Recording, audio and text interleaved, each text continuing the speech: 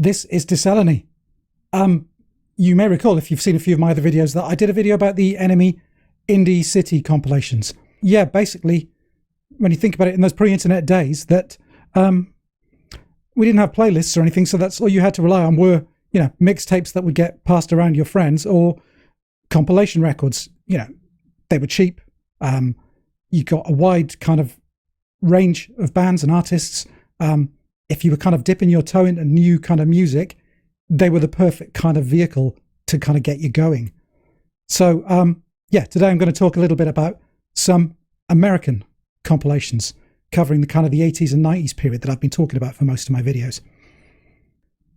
So yeah, the American kind of underground scene was rooted in hardcore, was rooted in punk rock, basically. And when you think about it, punk rock is all about kind of short, sharp statements, fast, dirty, cheap, provocative, abrasive, confrontational, fun records. And this kind of single track, single format, a lot of the records, the singles were kind of small press, small numbers, very limited distribution. So they could gain a second life by going onto compilations and kind of highlight a scene or a label.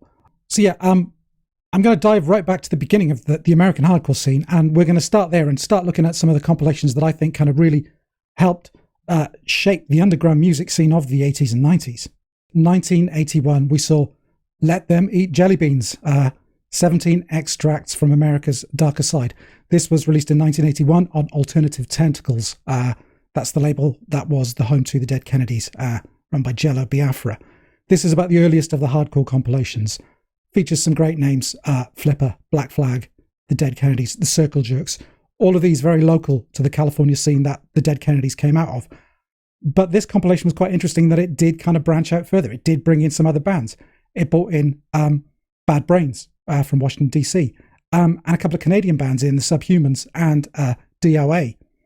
Yeah, a really great kind of formative compilation for this period.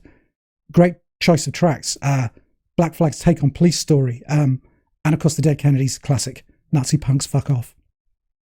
So in the following year, 1982, we see kind of a rash of compilations, punk hardcore compilations, all kind of associated with certain cities or regions.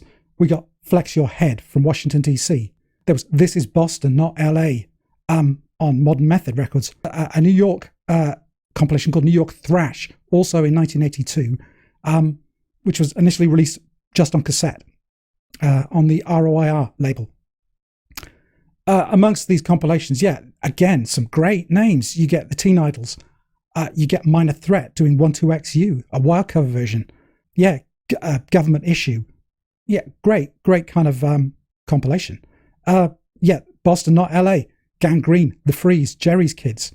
New York Thrash, importantly, showcased some Bad Brains and also the earliest incarnation of the Beastie Boys in their kind of punk hardcore days. 1983, and we reach a kind of a very important label in the development of the US underground, with SST, California-based, focused around Black Flag. Their compilation 1983, The Blasting Concept. Like Let Them Eat Jelly Beans, this actually did branch out a little further from beyond California, featuring some other bands on the label from different parts of the country. So you had the Meat Puppets from Arizona, you had Husker Du from Minneapolis, very, very focused on the California scene. So you get Black Flag, The Minutemen, Saccharine Trust. Yeah, it's got some really good tracks from the SST Records kind of discography at this point. You get Real World from Husker Du from their Metal Circus EP. Paranoid Chant by The Minutemen, one of their earliest, shortest, quickest numbers. Nervous Breakdown by Black Flag. Around about 86, there was a volume 2 of The Blasting Concept, basically offering very much more of the same as the original compilation.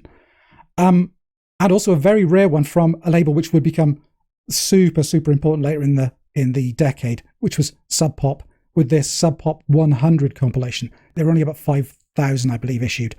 And I think at this point you start to see the kind of the change in the diversity of music that was coming out of the hardcore scene, at the kind of the noise rock scene. So Sub Pop 100 features bands like Scratch Acid, Sonic Youth, you get Naked Reagan, you even get Shonen Knife.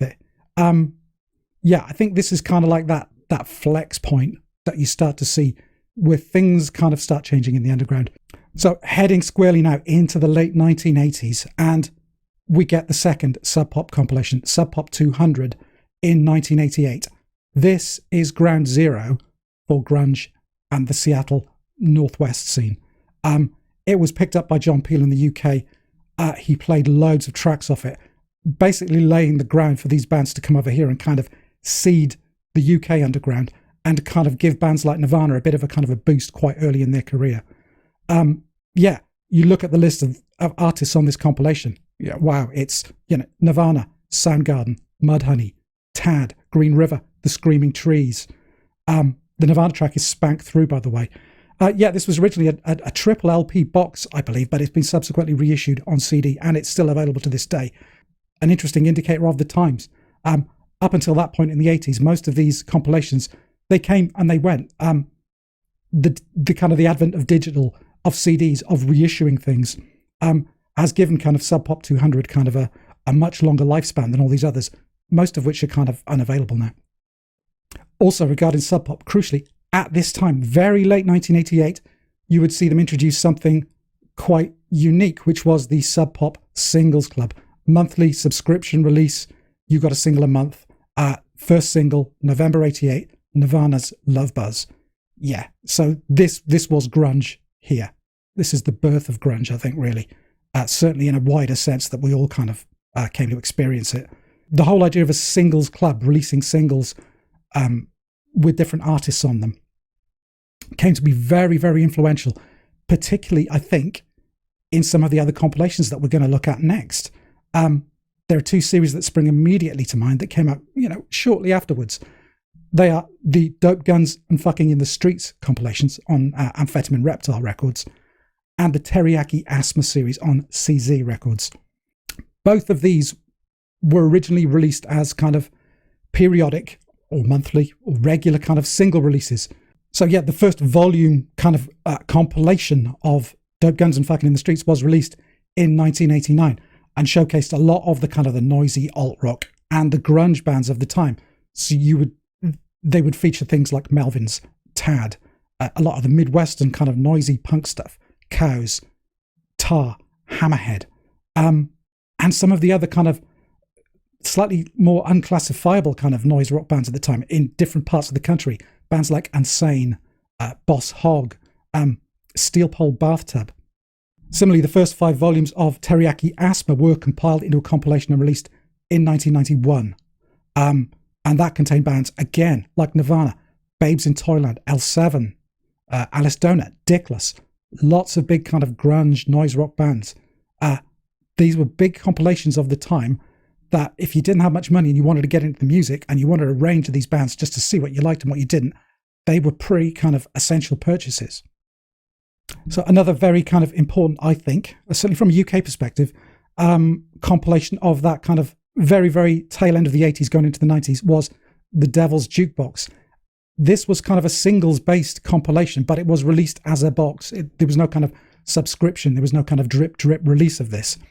Being released on Blast First, which was kind of an offshoot of Mute Records, basically founded to kind of release this kind of American post-hardcore noise rock to a UK audience. So they would be picking up bands like Sonic Youth, Butthole Surfers, Dinosaur Jr., Band of Seasons, all these big, big names. To tie in with the release of The Devil's Jukebox, they actually kind of made a LP and a cassette kind of version of it called Nothing Short of Total War, which was released in 1989. Again, a really cool, affordable compilation that you could buy at the time if you were kind of just getting into this kind of music and you wanted to kind of hear as much of it as you could. Again, that year again, 1989, seems to be a really kind of pivotal year again. We get on Discord Records, State of the Union. This is one of those kind of classic non-grunge compilations. This is just post-hardcore DC area bands. Great document of the DC hardcore scene at this time, post the kind of Revolution summer period where the bands were starting to kind of become more diverse. You get artists here like Fugazi, Soulside, Scream featuring David Grohl, pre-Nirvana, One Last Wish, Fire Party, Shudder to Think. I think for a lot of UK record buyers at the time who were into this kind of music, you'll find this in loads of people's collections. It was so cheap. Discord Records always sold their records as cheaply as they could manage. And for kind of hungry ears on this side of the Atlantic, yeah, picking up stuff like this was just gold. You know, this was pocket money prices. Great stuff. One more thing about State of the Union. If you do manage to pick up the LP and it's intact, you'll get this kind of cool zine inside, which documents loads of issues that the bands of that scene, the very switched on, very, very community focused bands, were kind of all interested in. It's a really great document of that period. So back to this kind of early 90s period, kind of grunge, almost kind of peak grunge. Some of these other labels, the non-sub pop, non-kind of Seattle labels, were starting to break through in underground circles. Labels like Amphetamine Reptile, or AmRep as they were shortened to. A good compilation of this time, a European, UK-focused compilation, is Ugly American Overkill.